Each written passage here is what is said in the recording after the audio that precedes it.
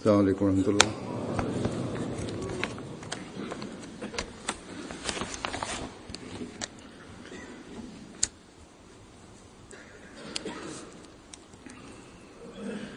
अशहदु अल्ला इलाहा इल्लल्लाह वहदहु ला शरीका लहु वअशहदु अन्ना मुहम्मदन अब्दुहु व रसूलुहु अम्मा बअदु फ़अऊज़ु बिल्लाहि मिनश शैतानिर रजीम बिस्मिल्लाहिर्रहमानिर्रहीम अल्हम्दुलिल्लाहि रब्बिल आलमीन अर्रहमानिर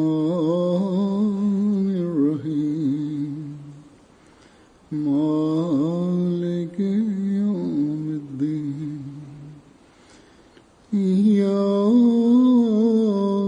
नअबुदु व इय्याका नस्तईन इहदिनस सिरातल मुस्तक़ीम सिरातल लज़ीना अनअमता अलैहिम गैरिल मग़्दूबि अलैहिम वलद्दाल्लीन।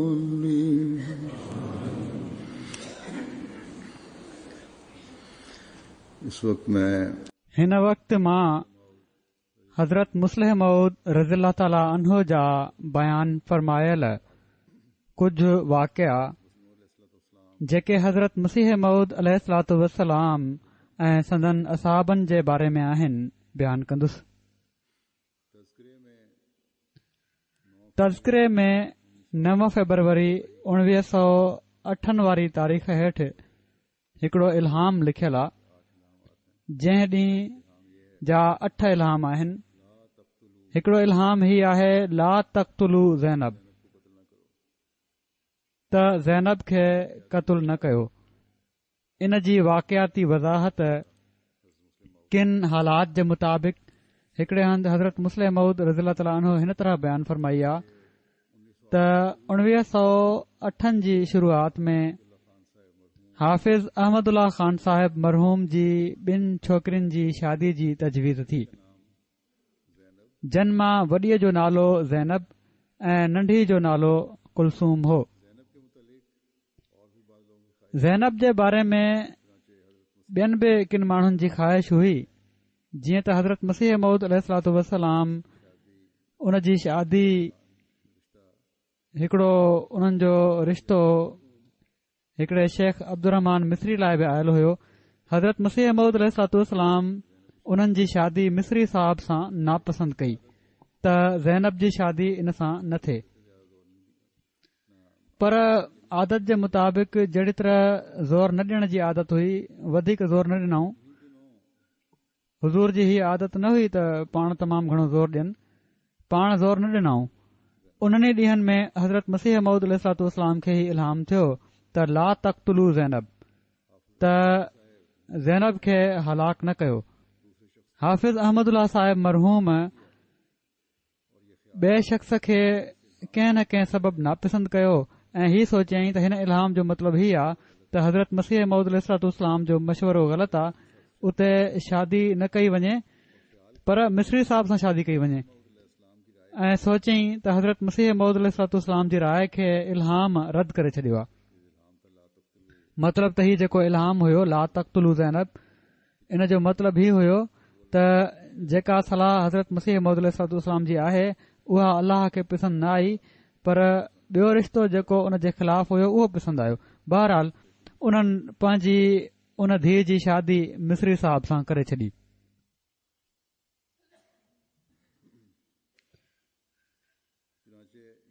जीअं त ही इल्हाम 9 फ़रवरी 1908 में थियो ऐं 17 फ़रवरी 1908 में शेख मिस्री साहब जो निकाह ज़ैनब सां कयो वियो ऐं ही तारीख़ अहिड़ी तरह महफ़ूज़ रही। हज़रत मुस्लिम मऊद लिखनि था त हीअ तारीख़ अहिड़ी तरह महफ़ूज़ रही जो मिस्री साहब जो निकाह ॿियनि निकाहनि समेत उन ई ॾींहुं थियो हुयो जहिड़े ॾींहुं जो असांजी भेण मुबारका बेगम जो निकाह थियो हुयो ऐं उहो 17 फरवरी हुई।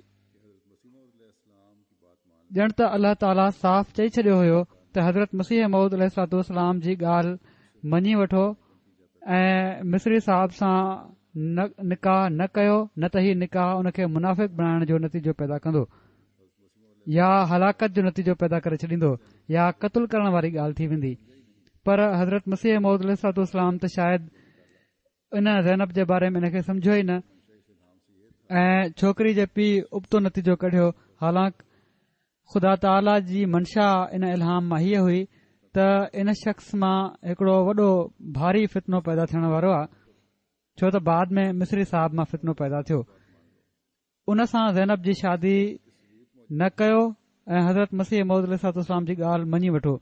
पोइ इन ॻाल्हि जा सबूत मौजूद आहिनि त हज़रत मसीह मऊद अलैहिस्सलाम हाफ़िज़ अहमदुल्ला साहब खे इहा ई सलाह ॾिनी हुई, जीअं त जॾहिं मिस्री साहब जॾहिं जमायत खां अलॻि थिया आहिनि त पीर मंज़ूर मोहम्मद साहब हज़रत मुस्लिम मऊद चवनि था त मूंखे चवराए मोकिलियो त मुंहिंजे साम्हूं हज़रत मसीह मऊद अलैहिस्सलाम हाफ़िज़ अहमदुल्ला साहब खे चयो हुयो त शेख अब्दुर्रहमान साहब सां शादी न कई वञे। मगर जॾहिं हाफ़िज़ साहब इन ॻाल्हि खे न मञियो ऐं उन जॻह छोकिरी जी शादी करे छॾियईं त मूंखे ॾाढी कावड़ आई। ही बयानु कयो पीर मंज़ूर मोहम्मद साहब ऐं मां हज़रत मसीह मऊद अलैहिस्सलाम जी ख़िदमत में हाज़िर थियुसि ऐं मूं चयो त हुज़ूर ख़ुदा ताला जा मामूर आहिनि ऐं मूं चयो त हुज़ूर ख़ुदा ताला जा मामूर आहिनि ऐं ख़ुदा ताला जो हुकुम आहे त जॾहिं मामूर हिकड़ी ॻाल्हि चई छॾे त सभिनी मोमिननि खे घुर्जे त इन ते अमल कनि। मगर हाफ़िज़ अहमदुल्ला साहब हुज़ूर जी नाफ़रमानी कई आहे। इन ते हज़रत मसीह मऊद अलैहिस्सलाम फरमायो, ॻाल्हि त तव्हां जेका चई आहे ही सही आहे, पर अहिड़नि मामलनि में मां दख़ल न आहियां ॾींदो। जॾहिं हीअ रिवायत हज़रत मुस्लिम मऊद चवनि था, जॾहिं हीअ रिवायत मूं ताईं पहुती त तोड़े इन रिवायत में मूंखे को शक न पियो थी सघे, पर छो त हीअ अकेली रिवायत हुई तंहिं करे इन ॻाल्हि जो फ़िक्र थियो त को ॿियो शाहिद बि हुअणु घुर्जे। जेका समूरी बैकग्राउंड हुई उन्हनि जी जमायत छॾण जी ऐं इन फितने जी, इन जे करे पाण चाहिनि पिया त को पको सबूत मिले इन जो। त बहरहाल चवनि था त ख़ुदा ताला जी कुदरत आहे त ॿिए ॾींहं जी टपाल में मूंखे हिकड़ो ख़त मिलियो जेको मुंशी कुदरतुल्ला साहब सनोरी जी तरफ़ां हो। उन में उन्हनि लिखियो हुयो त 1915 में जॾहिं मां कादियान आयुसि त उन वक़्तु मूंखे कंहिं दोस्त खां क़ुरान पढ़ण जी ज़रूरत महसूस थी, जीअं त मां हाफ़िज़ अहमदुल्ला साहब खां क़ुरान शरीफ़ पढ़णु शुरू करे ॾिनो। हिकड़े ॾींहुं ॻाल्हियुनि में उन्हनि मूंसां ॻाल्हि कई त हज़रत मसीह मऊद अलैहिस्सलाम मूंखे पंहिंजी छोकिरी ज़ैनब जो रिश्तो कंहिं ॿिए शख़्स सां करण लाइ चयो हुयो, पर उन्हनि ॾींहनि में ई मथनि ही इल्हाम नाज़िल थियो त ला तक़्तुलू ज़ैनब, जंहिं मां ग़लती सां ही समझो त इन जो मतिलबु ही आहे त हज़रत मसीह मऊद अलैहिस्सलाम जी राय सही नाहे ऐं मां शेख मिस्री साहब सां रिश्तो करे छॾियो। मगर हाणे शेख मिस्री मूंखे ॾाढो तंग थो करे, ही उन जे सहुरे चयो, ऐं उन मूंखे ॾाढियूं वॾियूं वॾियूं तकलीफ़ूं पहुचाइण शुरू करे ॾिनियूं आहिनि, जंहिं मां सम्झां थो त ही हज़रत मसीह मऊद अलैहिस्सलाम जो हुकुम न मञण जो नतीजो आहे। जीअं त हज़रत मुस्लिम मऊद चवनि था, मूंखे बि यादि आहे त हिकु दफ़ो हज़रत ख़लीफ़ा अव्वल जे ज़माने में शेख मिस्री साहब बाज़ार में पंहिंजे सहुरे खे मारियो, जंहिं ते हज़रत ख़लीफ़ा अव्वल मिस्री साहब सां ॾाढो नाराज़ थी विया ऐं मां केतिरा ॾींहं खेनि मिनथू करे उन्हनि खे माफ़ करायो।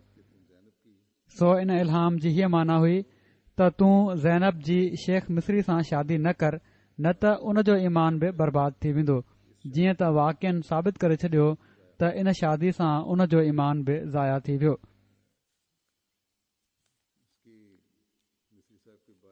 इन जी मिस्री साहब जे बारे में केतिरनि खे ई ख़बर न हूंदी। ही तारीख़ जो बि हिकिड़ो हिसो आहे, ही केरु हुआ ऐं हिननि जो कहिड़ो किसो आहे, तंहिं करे थोरी वज़ाहत करे थो छॾियां। शेख अब्दुर्रहमान साहब मिस्री साहब हज़रत मसीह मऊद अलैहिस्सलाम जी बैत कई, जहिड़ो का ज़ाहिर आहे, पढ़ियल लिखियल हुआ।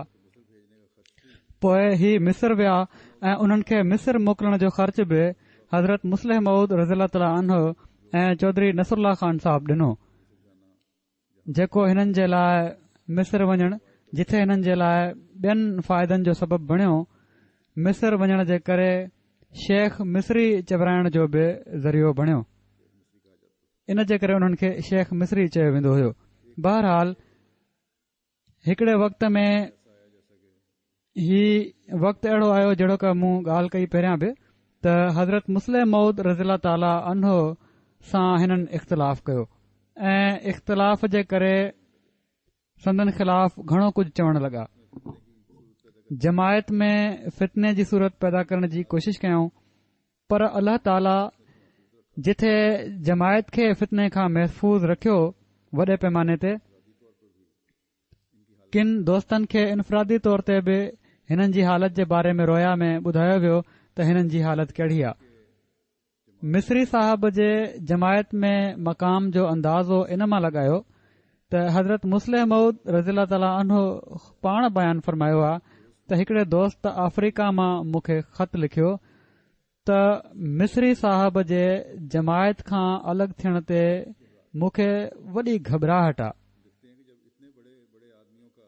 लिखनि था त जॾहिं एॾनि वॾनि वॾनि माण्हुनि जो ईमान ज़ाया थी वियो त असांजो ईमान कहिड़ी थो हक़ीक़त रखे। इन ते हज़रत मुस्लिह मऊद फरमाइनि था त मूं उन्हनि खे लिखियो त वॾे हुअण जो फ़ैसिलो करणु ख़ुदा ताला जो कमु आहे, तव्हांजो न। जॾहिं ख़ुदा ताला पंहिंजे अमल सां उन्हनि खे जमायत खां अलॻि करे छॾियो आहे, जिन खे तव्हां वॾो समझंदा हो, ऐं तव्हां खे जमायत में रखियो अथई, त साबित थियो त वॾा तव्हां आहियो, हू न। बहरहाल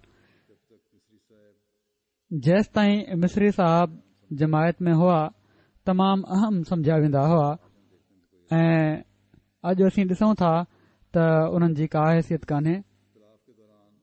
इन इख़्तिलाफ़ जे दौरान या जमायत खां निकरण खां बाद मिस्री साहब पाण ई ला तक़्तुलू ज़ैनब जो इल्हाम ॿुधाए पंहिंजी अहमियत ज़ाहिर करणु चाही त हज़रत मसीह मऊद अलैहिस्सलातु वस्सलाम हीउ रिश्तो त हिन तरह इल्हाम थियो हुयो ऐं इन जो इहो ई मतिलबु हुयो त मुंहिंजे बारे में।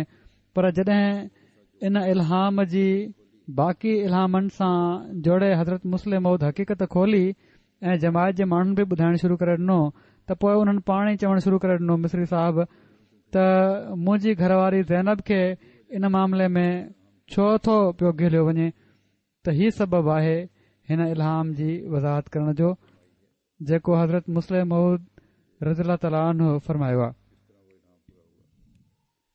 त कहिड़ी तरह उहो इल्हाम पूरो थियो। हज़रत मुस्लिह मऊद मज़ीद फरमाइनि था त हाणे ॾिसो हीअ केॾी न ज़बरदस्त पेशगोई आहे जंहिं जी तरफ़ ख़ुदि मिस्री साहब तवजो ॾियारी आहे। लॻे थो त उन्हनि जी घरवारी खे ई यादि हुयो त अहिड़ो इल्हाम थियो हुयो। घरवारी चए थी त मुंहिंजे वालिद उन खे मुंहिंजे बारे में समझियो। अहिड़ी तरह उन्हनि जो ज़हन इन पासे वियो ऐं जेको शायदि हज़रत मुस्लिम मऊद फरमाइनि था त अहिड़ी तरह उन्हनि जो ज़हन मिस्री साहब जो बि इन तरफ़ वियो त ऐं शायदि जेको कमु असां खां थियण में देर थिए हा उहो हिननि पाण करे छॾियो। हज़रत मुस्लिम मऊद मिसाल ॾियनि था त इन जो मिसाल बिल्कुलु ईअं आहे जहिड़ी तरह बकरी छुरी कढी हुई। चवनि था त को शख़्स हुयो जंहिं बकरी ज़बह करण जे लाइ छुरी कढी, पर पोइ किथे रखे विसारे वेठो ऐं उन ते ॿारनि खेॾंदे मिटी विझी छॾी ऐं उहा मिटी जे हेठां लिकी पई त उन छुरी खे ॾाढो ॻोल्हियो वियो पर लधी कोन। हू हैरान बीठो हुयो जो ओचितो बकरी पैर हणणु शुरू करे ॾिना, जंहिंजो नतीजो हीउ निकितो जो मिटी पासे ते थी वई ऐं उन खे छुरी नज़र अची वई, जंहिंसां उन फौरन उन खे ज़बह करे छॾियो। त उन वक़्त खां अरब में हीअ चवणी मशहूर थी वई आहे त जॾहिं को शख़्स पंहिंजे हथनि सां पंहिंजी हलाकत जो सामान मुहैया कंदो आहे त त उनखे चइबो आहे त उन बिल्कुलु ईअं ई कयो जहिड़ी तरह बकरी छुरी कढी वरिती हुई। हज़रत मुस्लिम मऊद रज़ियल्लाहु ताला अन्हु ही बि नतीजो कढियो ऐं ही नतीजो तमामु ज़ाहिर निकिरे थो त हाफ़िज़ साहब जेकॾहिं हज़रत मसीह मऊद अलैहिस्सलातु वस्सलाम जी ॻाल्हि मञी पंहिंजी धीउ ज़ैनब जो मिस्री साहब सां निकाह न कनि हा त उन जो ईमान ज़ाय न थिए हा। सो मामूर जी ॻाल्हियुनि ते अमल करणु मोमिननि जो फ़र्ज़ आहे ऐं उनखे समझणु घुर्जे ऐं पंहिंजूं तोजीहूं करण जे बदिरां लफ़्ज़नि अमल कयो वञे त ईमान ज़ाय नाहे थींदो।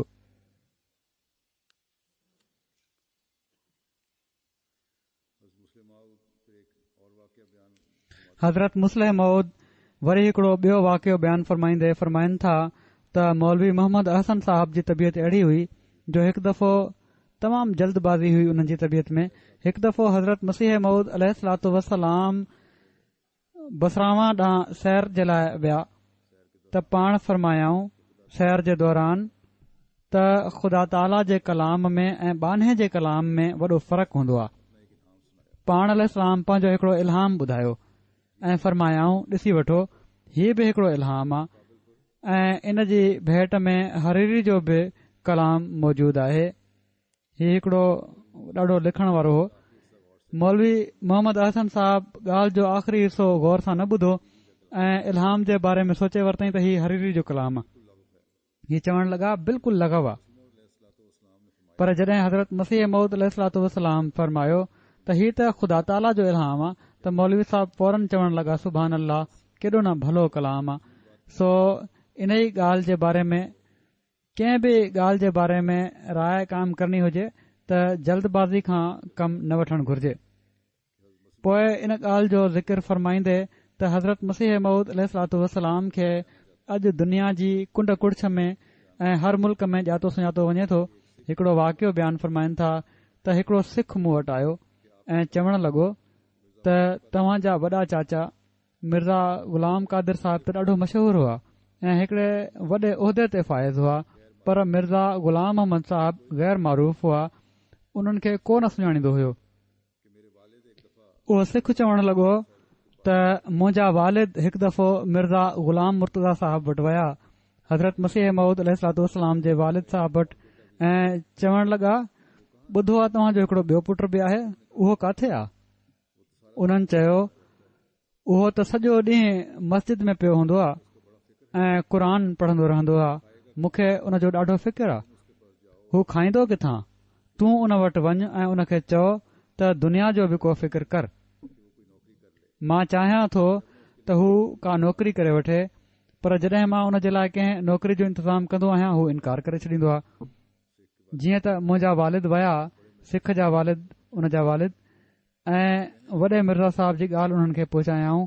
हू चवण लॻा, यानी हज़रत मसीह मऊद अलैहिस्सलातु वस्सलाम चवण लॻा त मुंहिंजे वालिद साहब खे त ईअं ई फ़िक्र लॻो पियो आहे, मां दुनिया जी नौकरियुनि खे छा कंदुसि?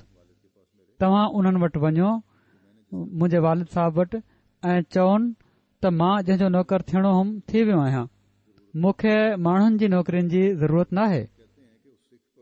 हज़रत मुस्लिम मऊद चवनि था त उन सिख ते इन ॻाल्हि जो एॾो असरु हुयो जो हू जॾहिं बि संदन ॻाल्हि कंदो हुयो उन जी अखियुनि मां ॻोढ़ा वहण लॻंदा हुआ। हज़रत मुस्लिम मऊद फरमाइनि था त हिकु दफ़ो हू नंढी मस्जिद में मूं वटि आयो ऐं रड़ियूं करे रोअण लॻो। मूं चयो छा ॻाल्हि थी आहे? चवण लॻो त अॼु मूं ते वॾो ज़ुल्म थियो आहे। मां अॼु बेश्ती मक़बरे वियो हुउसि, जॾहिं मां मिर्ज़ा साहब जी क़बर ते सजदो करण लॻुसि त हिकड़े अहमदी मूंखे उन खां मना करे छॾियो आहे। हालांकि उन जो मज़हब ॿियो आहे ऐं मुंहिंजो मज़हब ॿियो आहे। जेकॾहिं अहमदी क़बरुनि ते सजदो नथा कनि त न कनि, मां त सिख आहियां, असां सजदो करे वठंदा आहियूं। पोइ उन मूंखे मना छो कयो अहमदी? इन ते हज़रत मुस्लिम मौद फरमाइनि था त मक़सद पाण बिल्कुलु ख़लवत नशीन हुआ, यानी हज़रत मसीह मौद अलैहिस्सलाम, ऐं जेके माण्हू संदन वाक़िफ़ हुआ उन्हनि ते संदन इबादत ऐं ज़ुहद जो एॾो असरु हुयो जो गैर मुस्लिम हुअण जे बावजूद पाण अलैहिस्सलाम जी वफ़ात खां बाद बि संदन क़बर ते ई माण्हू ईंदा हुआ। पाण फरमाइनि था, हज़रत मुस्लिम मऊद चवनि था त मौलवी मोहम्मद हुसैन बटालवी साहब हज़रत मसीह मऊद अलैहिस्सलाम जा दोस्त हुआ। संदन दावा खां पोइ उन्हनि चयो त मां ई हिन शख़्स खे वधायो आहे ऐं हाणे मां ई कराईंदोमांसि, पर अल्लाह ताला उन्हनि जे नाले खे त मिटाए छॾियो, यानी मौलवी मोहम्मद हुसैन जे, ऐं हज़रत मसीह मऊद अलैहिस्सलाम जे नाले खे दुनिया में फैलाए छॾियो। हज़रत मुस्लिम मऊद फरमाइनि था त मौलवी साहब जो हिकड़ो पुटु आर्या थी वियो हो मौलवी मोहम्मद हुसैन साहब जो, ऐं हज़रत मुस्लिम मऊद चवनि था त मां उन खे कादियान घुरायो ऐं उन खे ॿीहर मुस्लमान कयो। मौलवी मोहम्मद हुसैन साहब इन ॻाल्हि ते शुक्रिया जो ख़त बि मूंखे लिखियो। पोइ ख़िलाफ़त सानिया जे दौरान उन्हनि जे दौर में अंदरूनी ऐं ॿाहिरिन मुखालफ़तुनि जी ॻाल्हि हज़रत मुस्लिम मऊद करे फरमायो त हज़रत मसीह मऊद अलैहिस्सलाम जे ज़माने खां मुखालफ़त हली रही आहे, पर जमायत तरक़ी करे रही आहे। पर अॼु ताईं बि असीं ॾिसूं था त मुख़्तलिफ़ साज़िशुनि ऐं मुखालफ़तुनि जो सिलसिलो जारी आहे, पर अल्लाह जे फज़ल सां जमायत तरक़ी करे रही आहे। हज़रत मुस्लिम मऊद फरमायो त जमायत कंडनि तां लंघंदे पंहिंजी हैसियत ते पहुती आहे, ऐं हीअ ॻाल्हि ॿुधाए थी त अल्लाह ताला जो फज़ल हमेशा जमायत सां साण रहियो आहे, पर इन फज़ल खे दाइमी करण जे लाइ जमायत खे हमेशा दुआउनि में लॻो रहणु घुर्जे। जेकॾहिं असीं दुआउनि जो हक़ अदा कंदा रहंदासीं त इनशा अल्लाह ताला मौजूदा बि ऐं आईंदा बि थियण वारियूं सभई मुखालफ़तूं पंहिंजो मौत पाण मरी वेंदियूं। हिकड़े मौक़े ते हज़रत मौलवी अब्दुल करीम साहिब रज़ी ताला अन्हो जी बेमिसाल कुर्बानी जो ज़िक्र कंदे हज़रत मुस्लिम मऊद फरमाइनि था त हज़रत ख़लीफ़ा अव्वल रज़ी ताला अन्हो खे अल्लाह ताला हिकड़ी आला दर्जे जी नौकरी अता फरमाई हुई। उहा वई ख़तम थी त पाण पंहिंजे वतन में प्रैक्टिस शुरू करे ॾिनऊं। उते संदन वॾी मशहूरी हुई। संदन वतन भेरा सरगोदा ज़िले में आहे, जिथे वॾा वॾा ज़िमीदार आहिनि ऐं उन्हनि मां अक्सर संदन वॾा मोतक़िद हुआ, सो उते कम जे हली पवण जो वॾो इम्कान हुयो। पर पाण हज़रत मसीह मऊद अलैहिस्सलाम सां मिलण कादियान आया। कुझु ॾींहनि खां पोइ जॾहिं वापसी जो इरादो कयाऊं त हज़रत मसीह मऊद अलैहिस्सलाम फरमायो त दुनिया जो तव्हां घणो कुझु ॾिसी चुका आहियो, हाणे हिते ई अची वेही रहो। पाण इन इरशाद ते अमल कयाऊं, अहिड़ो अमल कयाऊं जो पाण सामान खणण बि वापसि न विया, पर ॿिए माण्हू खे मोकिले सामान घुरायाऊं। उन ज़माने में हिते प्रैक्टिस हलण जी का उमेद ई कोन हुई, पर हिते त हिकु पैसो ॾियण जी बि वारी हैसियत वारो को बि न हुयो। मगर पाण कंहिं ॻाल्हि जी परवाह न कयाऊं। पोइ बि संदन शोहरत अहिड़ी हुई जो 12 मरीज़ वटन पहुची वेंदा हुआ ऐं अहिड़ी तरह का न का सूरत कमाई जी पैदा थी वेंदी हुई। मगर हज़रत मौलवी अब्दुल करीम साहब जी कुर्बानी अहिड़े रंग जी हुई जो को कमाई जो को एहतमाल न हुयो, न किथां कंहिं फी जी उमेद हुई, न का पघार हुई ऐं न वज़ीफ़ो। कंहिं पासे खां कंहिं कमाई जो को ज़रियो न हुयो, मगर हू हज़रत मसीह मऊद अलैहिस्सलाम जे सेक्रेटरी जे तौर ते कमु कंदा हुआ। उन वक़्तु जेतिरा कम सभई खाता कर रहिया आहिनि, हिन वक़्तु हज़रत मुस्लिम फरमाइनि था त हिन वक़्तु जेतिरा कम सभई खाता कर रहिया आहिनि जमायती इदारा, ही सभई हू अकेला कंदा हुआ। हालांकि गुज़ारे जी का सूरत न हुई ऐं हीअ बि वादीअ गैर ज़रा में जान कुर्बान करण वारी ॻाल्हि आहे। सो ही नमूना आहिनि असांजे वॾड़नि जा, जिन खे असां वाक़फ़ीन ज़िंदगी खे बि वक़्तन फ़वक़्तन पंहिंजे साम्हूं रखंदे उन्हनि ते गौर करणु घुर्जे। पोइ हज़रत मौलवी अब्दुल करीम साहब जो पाण अलैहिस्सलाम सां जेको इश्क हुयो, उन जे बारे में हज़रत मुस्लिम मऊद बयान फरमाइनि था त हज़रत मसीह मऊद अलैहिस्सलाम सां मौलवी अब्दुल करीम साहब खे ख़ासि इश्क हो ऐं अहिड़ो इश्क हुयो जो उन खे उहे ई माण्हू समझी सघनि था जन उन ज़माने खे ॾिठो। ॿिया माण्हू उन जो अंदाज़ो बि नथा करे सघनि। हू अहिड़े वक़्त में फ़ौत थिया। हज़रत मुस्लिम मऊद फरमाइनि था त अहिड़े वक़्त में फ़ौत थिया जॾहिं मुंहिंजी उमिरि 16-17 साल हुई ऐं जंहिं ज़माने में मां उन्हनि जी मोहबत खे सुञातो आहे। उन वक़्तु मुंहिंजी उमिरि 12-13 साल हूंदी, यानी नंढपण जी उमिरि हुई। पर बावजूद इन जे मूं ते अहिड़ो गहरो नक्श आहे जो मौलवी साहब जूं 2 शयूं मूंखे कॾहिं बि नथियूं विसरनि। हिकु त उन्हनि जो पाणी पीअणु ऐं हिकड़ी हज़रत मसीह मऊद अलैहिस्सलाम सां उन्हनि जी मोहबत। पाण थधो पाणी ॾाढो पसंदि कंदा हुआ ऐं उन खे तमामु शौक़ सां पीअंदा हुआ ऐं पीअण महिल घट घट जा अहिड़ा आवाज़ ईंदा हुआ ॼण त अल्लाह ताला उन्हनि जे लाइ जन्नत जी नेमतुनि खे गॾु करे मोकिले छॾियो आहे। कुझु ढुक पीअण खां पोइ अल्हम्दुलिल्लाह अल्हम्दुलिल्लाह कंदा हुआ। त हज़रत मुस्लिम मौद फरमाइनि था त उन ज़माने में इन मस्जिद अक्सा जे खूह जो पाणी तमामु मशहूर हुयो। हाणे त ख़बर नाहे छो माण्हू इन जो नालो नथा वठनि। संदन तरीक़ो हुयो त चवंदा हुआ त भाउ को सवाब कमायो ऐं पाणी आणियो। जॾहिं हज़रत मसीह मऊद अलैहिस्सलाम खुद मौजूद हूंदा हुआ मजलिस में त ॿी ॻाल्हि हुई, न त पाण ॾाकणियुनि ते अची इंतज़ार में बीह रहंदा हुआ ऐं पोइ पाणी आणण वारे खां थां वठी पीअण शुरू करे ॾींदा हुआ। ॿी ॻाल्हि जेका हुई, पाण हज़रत मसीह मऊद अलैहिस्सलाम जी सोहबत में वेठा हूंदा हुआ त ईअं लॻंदो हुयो त संदन अखियूं हुज़ूर जे जिस्म मां का शइ खणी खाई रहियूं आहिनि।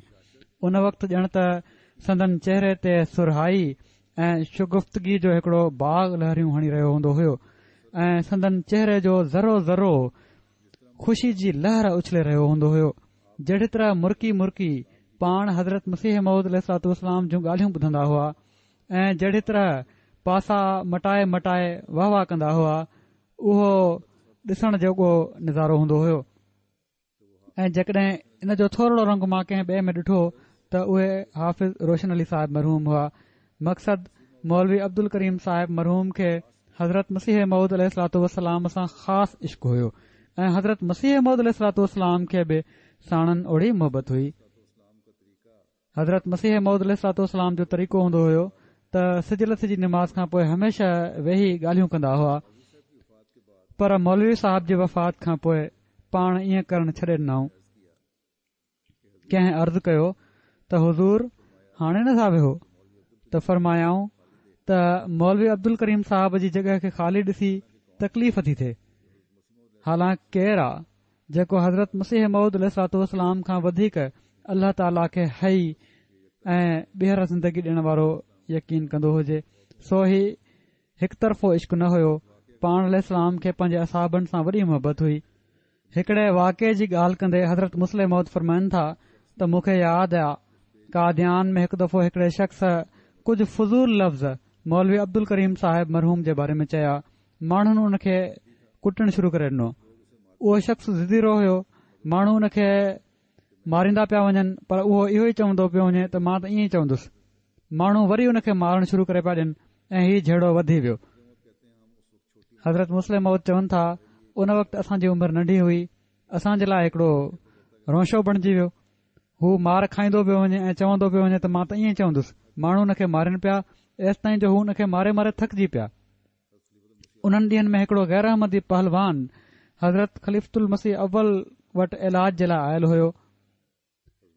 ख़िलाफ़त खां पहिरियां हज़रत मसीह मऊद अलैहिस्सलाम जे ज़माने में उन जॾहिं हीउ लुड़ ॿुधो त उन सम्झो त हीउ बि को सवाब जो कमु आहे। उन सोचियो त मां छो इन सवाब खां महरूम रहां, मूंखे बि उन में हिसो वठणु घुर्जे।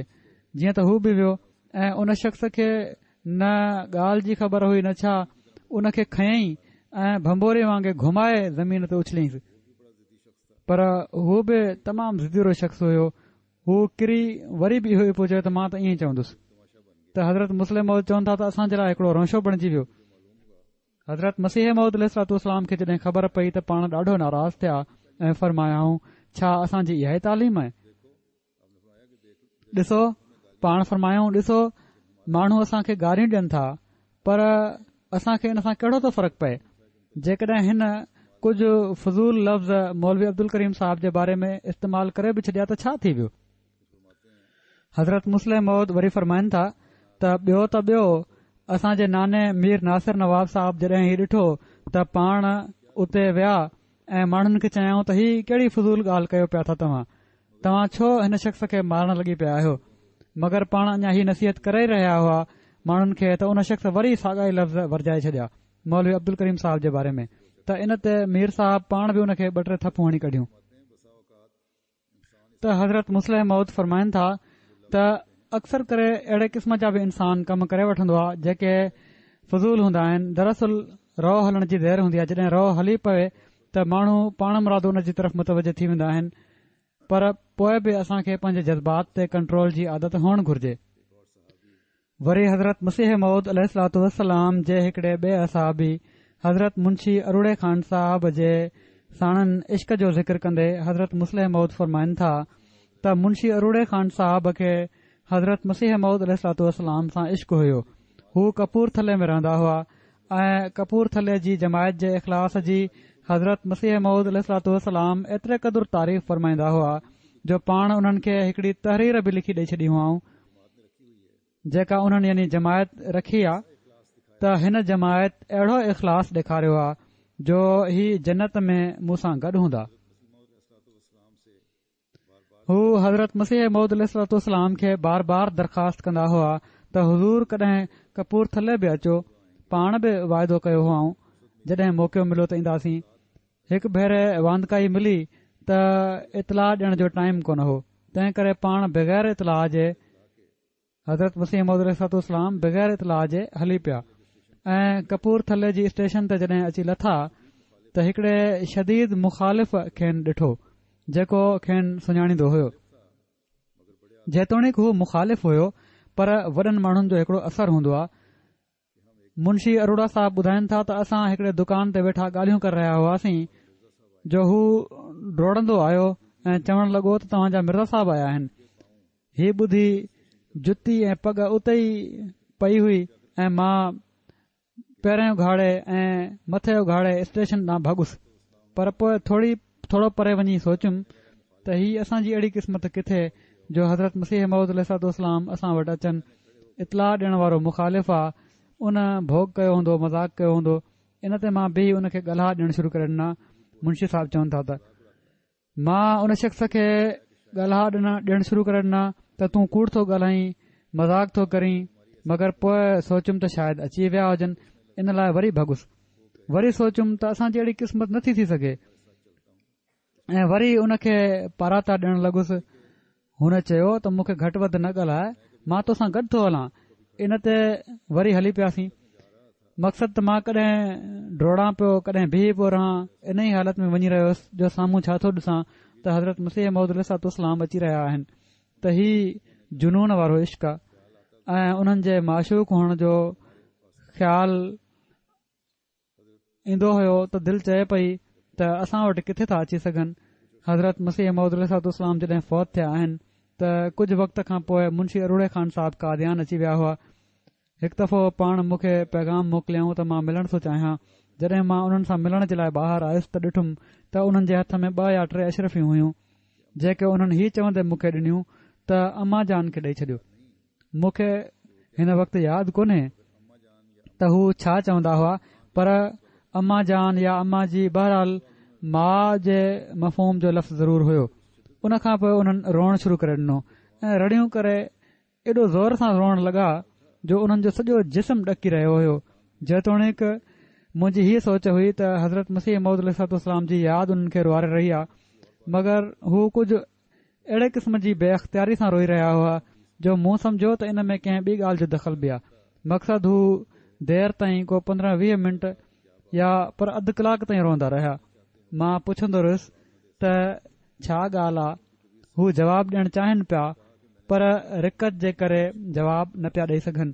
आख़िर जॾहिं उन्हनि जी तबियत कुझु ठीकु थी त उन्हनि चयो त मां जॾहिं बैत कई ओॾी महिल मुंहिंजी पघार 70 रुपया हुई ऐं हाणे पंहिंजे ख़र्चनि में हर तरह सां तंगी करे इन जे लाइ कुझु न कुझु बचाईंदो हुउसि त ख़ुदि कादियान वञी हुज़ूर जी ख़िदमत में पेश कयां ऐं केतिरो ई रस्तो मां पंधु तय कंदो हुयुसि त जीअं घटि में घटि ख़र्च करे कादियान पहुची सघां।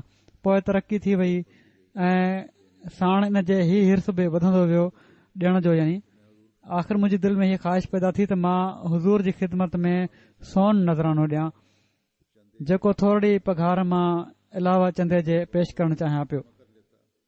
पर जॾहिं थोरो थोरो करे कुझु गॾु करे वठंदो हुउसि त वरी घबराहट पैदा थींदी हुई त हज़रत मसीह मौद अलैहिस्सलाम खे ॾिठे हेॾो वक़्तु थी वियो आहे, इन लाइ इन खां अॻु जो सोन हासिल करण जे लाइ रक़म गॾु थिए काद्यान हलियो ईंदोसि ऐं जेको कुझु मूं वटि हूंदो हुयो हुज़ूर जी ख़िदमत में पेश करे छॾींदोसि। आख़िर ही 3 पाउंड गॾु कया हुयमि ऐं इरादो हुयो त ख़ुदि हाज़िर थी पेश कंदुसि जो संदन वफ़ात थी वई। ॼण त उन्हनि जा 30 साल इन हसरत में गुज़री विया। उन्हनि इन जे लाइ महिनत बि कई, पर जेॾी महिल उन जी तौफ़ीक़ मिली हज़रत मसीह मौद अलैहिस्सलाम फ़ौत थी चुका हुआ। ही हुयो उन्हनि माण्हुनि जो इख़लास ऐं वफ़ा ऐं क़ुर्बानी। अरबी जा कुझु हर्फ़ अहिड़ा आहिनि जंहिंजी ख़ासि अदायगी आहे ऐं गैर अरब उन जो सही उचार न आहिनि कढी सघंदा। हिकु दफ़ो हिकिड़े अरब ही एतिराज़ हज़रत मसीह मौद अलैहिस्सलाम ते बि कयो ॻाल्हि ॿोल जे दौरान त तव्हां सही अदायगी नथा करे सघो। इन जी ॻाल्हि कंदे हज़रत मुस्लिम मौद फरमाइनि था त हज़रत मसीह मौद अलैहिस्सलाम जी मजलिस में हिकु दफ़ो हिकिड़ो शख़्स आयो। पाण उन खे तबलीग करणु शुरू करे ॾिनऊं त ॻाल्हियुनि ॻाल्हियुनि में पाण फरमायाऊं त क़ुर में हीअं थो अचे।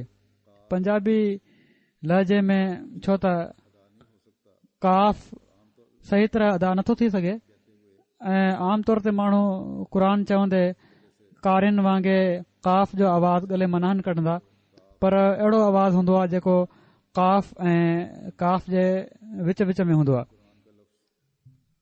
पाण बि क़ुर जो लफ़्ज़ ओड़ी महिल मामूली तौर ते चई ॾिनो। इन ते हू शख़्स चवणु लॻो त वॾा नबी बणिया था वठो, क़ुर जो लफ़्ज़ त चवणु अचेव कोन थो, इन जो तफ़सीर तव्हां छा करणो आहे।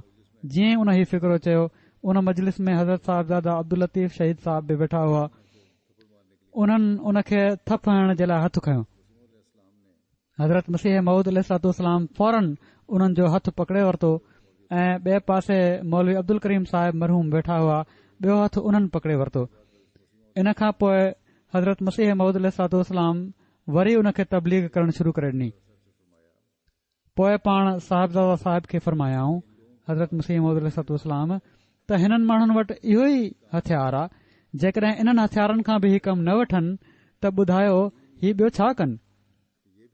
जेकॾहिं तव्हां इहा ई उमेद रखो था त ही बि दलीलनि सां ॻाल्हि कनि ऐं सदाकत जूं ॻाल्हियूं हिननि जे वात मां निकिरनि त पोइ अल्लाह ताला खे मूंखे मोकिलण जी कहिड़ी ज़रूरत हुई।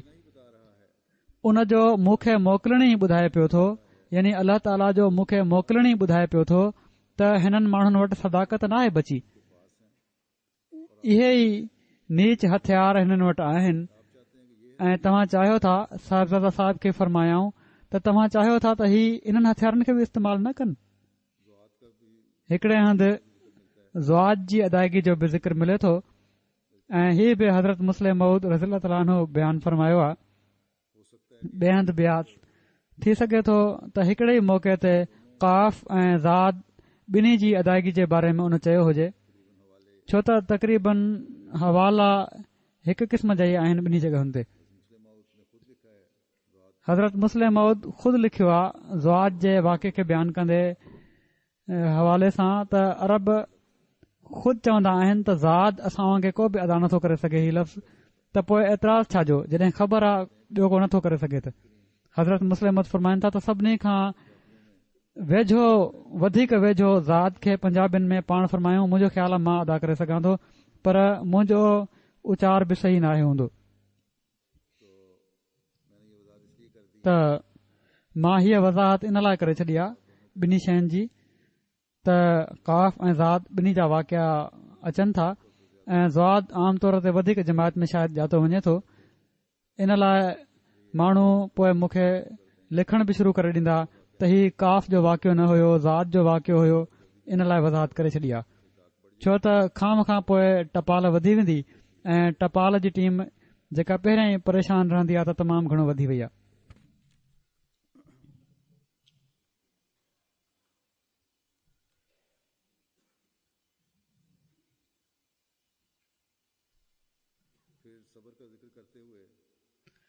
वरी सब्र जी ॻाल्हि कंदे हज़रत मुस्लिम मऊद फरमाइनि था त संदन सबुर करण जी कहिड़ी हालत हुई। पाण फरमाइनि था त अहमद जा दुश्मन अहिड़ा गंदा ख़त मां हज़रत मसीह मौद अलैहिस्सलाम जे नाले पढ़िया आहिनि जो उन्हनि खे पढ़ी जिस्म जो रत टहिकण लॻी पवंदो आहे। पर हज़रत मसीह मौद अलैहिस्सलाम उहे रखिया हुआ, सब्र खां कमु वठंदा हुआ ऐं फरमाइनि था त पोइ ही ख़त एतिरी घणाई में खेनि पहुचंदा हुआ जो मां सम्झां थो त इन घणाई में मुंहिंजे नाले बि नथा अचनि। मूं ॾांहुं साल में सिर्फ़ 4-5 ख़त अहिड़ा ईंदा आहिनि, अलावा उन्हनि जे जेके बिना टिकली जा ईंदा आहिनि ऐं उहे वापसि कया वेंदा आहिनि। मगर हज़रत मसीह मौद अलैहिस्सलाम ॾांहुं हर हफ़्ते में 2-3 ख़त अहिड़ा ज़रूर पहुची वेंदा हुआ ऐं उहे एॾा गंदा ऐं गारियुनि सां भरियल हूंदा हुआ जो इंसान ॾिसी हैरान थो थी वञे। पाण फरमाइनि था त मां ओचितो उन्हनि ख़तनि खे हिकु दफ़ो पढ़णु शुरू कयो त 1-2 ख़त ई पढ़िया हुयमि जो मुंहिंजे जिस्म जो रत टहिकण लॻो। हज़रत मसीह मौद अलैहिस्सलाम ॾिठो त पाण फौरन आया ऐं पाण ख़तनि जो उहो थैलो मुंहिंजे हथ मां वठी वरिताऊं ऐं फरमायाऊं इन्हनि खे न पढ़। अहिड़े क़िस्म जे ख़तनि जा केतिरा ई थैला हज़रत मसीह मौद अलैहिस्सलाम वटि पिया हुआ। काठ जी हिकड़ी पेती हुई जंहिंमें पाण ई सभई ख़त रखंदा वेंदा हुआ। केतिरा ई भेरा पाण ई ख़त साड़ियूं बि पर वरी गॾु थी वेंदा हुआ।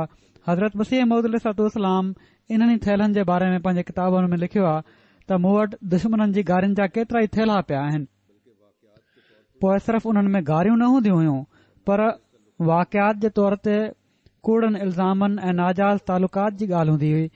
सो अहिड़ियुनि ॻाल्हियुनि खां घबराइण वॾी नादानी आहे। ही ॻाल्हियूं त असांजी तक़वा खे मुकमिल करण जे लाइ ज़ाहिर थींदियूं आहिनि। इन्हनि में नाराज़गी ऐं जोश वारी कहिड़ी ॻाल्हि आहे। आख़िर थांव जे अंदरि जेको कुझु हूंदो आहे उहो ई उन मां ॻड़ंदो आहे। दुश्मन जी दिलि में छो त गंद आहे, इन लाइ गंद ई उन खां ज़ाहिर थींदो आहे। पर असां खे घुर्जे त असीं नेकी ऐं तक़वा ते वधि में वधि क़ाइमु थींदा वञूं ऐं पंहिंजे अख़लाक खे दुरुस्त रखूं। जेकॾहिं दुश्मन कंहिं मजलिस में खिल ऐं चिथर सां पेश अचे थो त पोइ तव्हां उन मजलिस मां उथी हलिया अचो। इहो ई ख़ुदा जो हुकुम आहे। हिकड़े हंधि हज़रत मुस्लिम मौद फरमाइनि था त अल्लाह ताला निशान ॾेखारण जे लाइ नबियुनि सां तालुक़ रखण वारी हर शइ में बरकत रखे छॾींदो आहे ऐं माण्हुनि जो फ़र्ज़ हूंदो आहे त हू उन्हनि बरकतुनि खे हासिल कनि। सो इन्हनि बरकतुनि खां इनकार नथो करे सघिजे। हीअ हिकड़ी साबित शुदा हक़ीक़त आहे। हज़रत मसीह मौद अलैहिस्सलाम जे अमल मां बि इन जी तस्दीक थिए थी।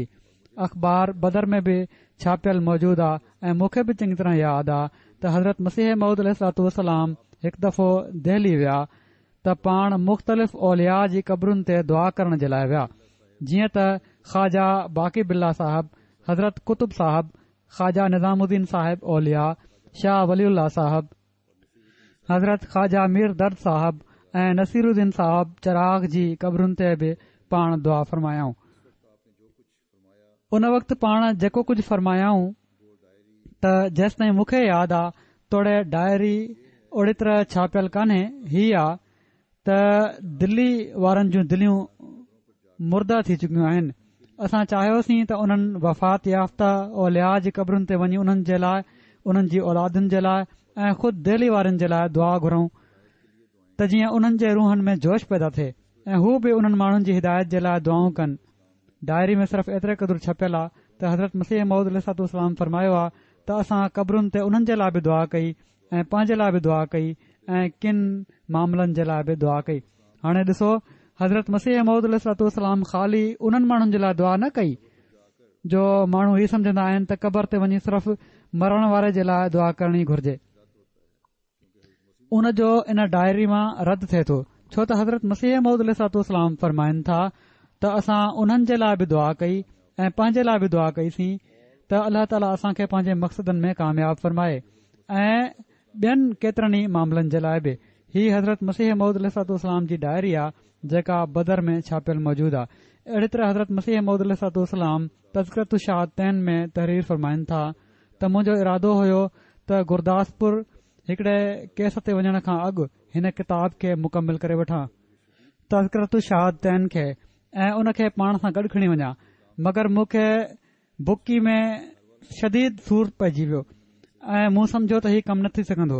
उन वक़्तु मां पंहिंजे घर वारनि यानी हज़रत उम्मुल मोमिनीन खे हीउ चयो त मां दुआ थो कयां, तव्हां आमीन चवंदियूं वञो।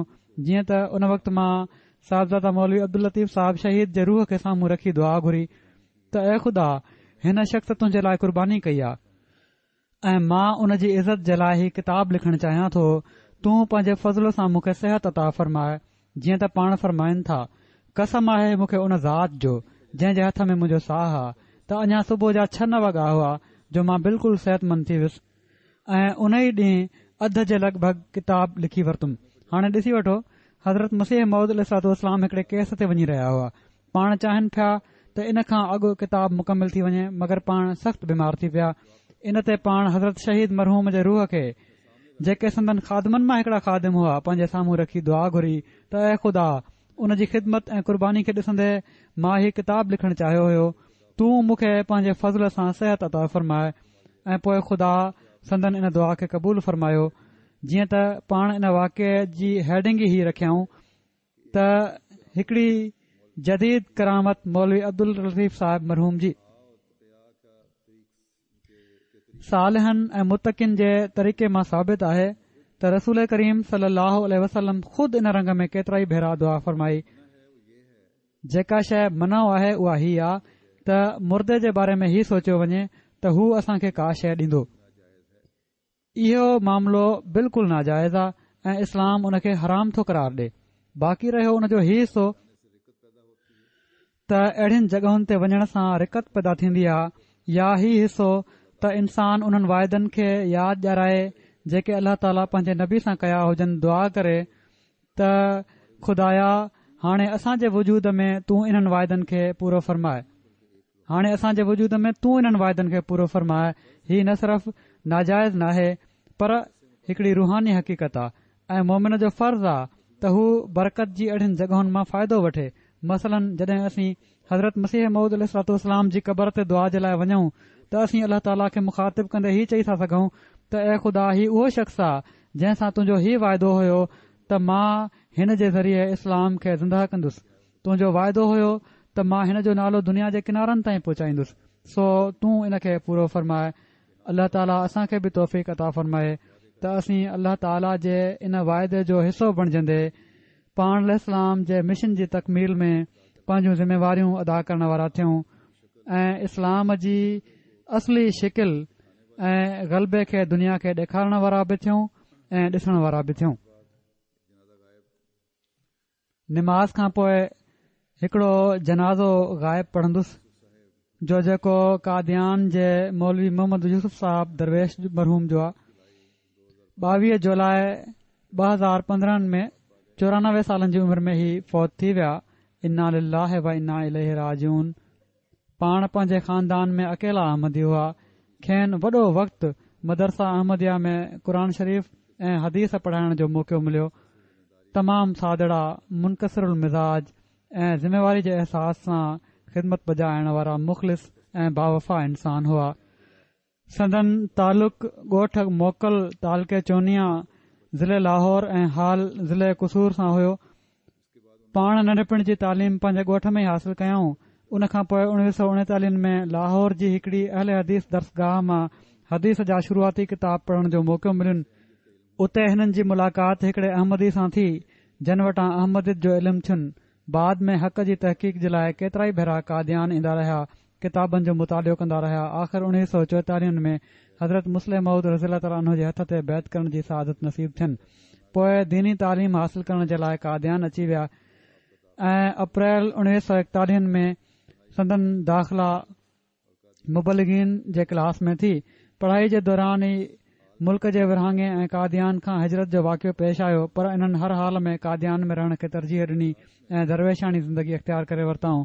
1949 में हज़रत ख़लीफ़ुल मसीह सानी रज़ियल्लाहु ताला अन्हु जे इरशाद ते त कादियान में आलिमनि जी कमी खे पूरो करण जे लाइ मुबलिगीन क्लास मां किन खे चूंडे मज़ीद तालीम ॾियाराई वञे। खेनि बि मज़ीद तालीम जे लाइ चूंडियो वियो, जंहिंजो वक़्तु 4 सालनि ताईं हुयो। 4 साल हुयो। इन तालीम जे मुकमल थियण ते खेनि मई 1955 में कादियान जे मदरसा अहमदिया में बतौर उस्ताद मुक़ररु कयो वियो। नवंबर 1958 में पाण पंजाब यूनिवर्सिटी मां मौलवी फाज़िल जो इम्तिहान पास कयाऊं। हिकड़ो वॾो वक़्तु मदरसा अहमदिया में बतौर उस्ताद पंहिंजूं ख़िदमतूं सर अंजाम ॾींदा रहिया। पोइ सीनियर शाहिद ग्रेड हासिल कंदे रिटायर थिया, पर उन खां बाद बि वॾो वक़्तु मदरसा अहमदिया में ख़िदमत बजाणींदा रहिया। सोम सलाद जा पाबंद आलिम बाअमल वजूद हुआ। पंहिंजे शागिर्दनि सां वालिद वांगुरु मोहबत कंदा हुआ। मदरसा अहमदिया में सालनि जा साल शागिर्दनि खे इल्म हदीस सां रुशनास कराईंदा रहिया। हदीसुनि जे किताबनि जो गहरो मुतालियो हुयुनि ऐं हुस्न बयान अहिड़ो हुयुनि जो दर्स शागिर्दनि जे ज़हन नशीन थी वेंदो हो। तारीख़ अहमदियत जिल्द नंबर 11 में दरवेशनि जी जेका लिस्ट छपियल आहे उन में हिननि जो 153 नंबर आहे। पाण दरवेशी जो डिघो वक़्तु बावजूद ॾुखियाईनि जे तमामु सब्र ऐं शुक्र सां गुज़ारियऊं। मरहूम मूसी हुआ। पोहरनि में 3 धीअरूं ऐं हिकड़ो रबीब ऐं हिकड़ो पुटु यादगार छॾिया अथनि, यानी वेगो पुटु आहे हिकड़ो। संदन पुट मुकरम जमील अहमद साहिब नासिर एडवोकेट बतौर मशीर कानूनी नाज़िम तशख़ीस ऐं नाज़िम तशख़ीस जायदाद मूसियान आहिनि ऐं रबीब मुकरम बदरुद्दीन महताब साहब बतौर असिस्टेंट मैनेजर फज़ले उमर प्रेस में कमु करे रहिया आहिनि। धीउ आयशा बेगम साहिबा डॉक्टर नसीर अहमद साहिब हाफ़ज़ाबादी जूं घरवारियूं आहिनि ऐं प्रिंसिपल आहिनि हिन वक़्तु नुसरत वुमन कॉलेज जूं। उते ख़िदमत कनि पयूं थियूं। अल्लाह ताला मरहूम जा दर्जा बुलंद फरमाए ऐं उन्हनि जी औलाद खे बि उन्हनि जी नेकिन ते क़ाइम रहण जी तौफ़ीक़ अता फरमाए।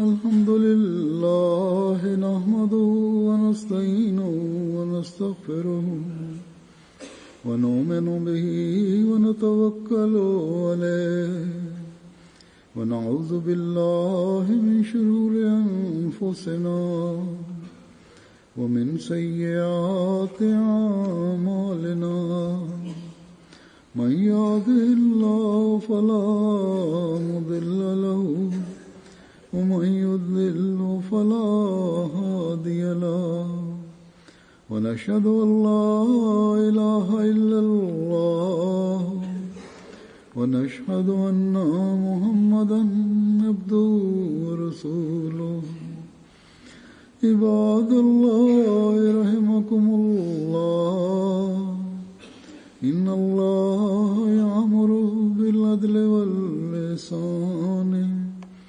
وإيتاء ذي القربى وينهى عن الفحشاء والمنكر والبغي يعظكم لعلكم تذكرون اذكروا الله يذكركم وادعوه يستجب لكم ولذكر الله